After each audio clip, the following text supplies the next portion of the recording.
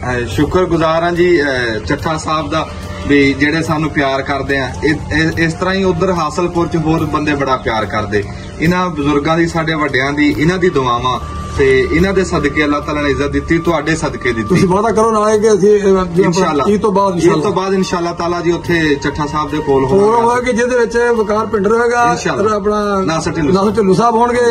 मैं ऐलान पहले भी कर चुका, मैं हुण भी ऐलान कर रहा कोल खलो के इंशाअल्लाह। वादे दा पक्का बंदा है इंशाअल्लाह, बड़ा प्यारा बंदा है, मैनू बड़ा प्यार ढिडों प्यार हकीकत है कि मेरे वास्ते ते अपना ये जो चाके का घर है इस तरह जो मेरे वास्ते हासोपुर मेरा छूने वाला है।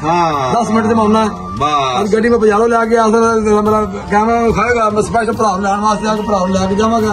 एक भरा मजबूरी नाल भरा मेरी मजबूरी मेरी मजबूरी समझदा, मैनू इनकारी भी की ठीक है आवांगे जरूर लगी तो बाद, लेकिन उन्होंने मेहमान जा कर रहे हैं जांच चाहवांगे। अल्लाह थैंक यू सर।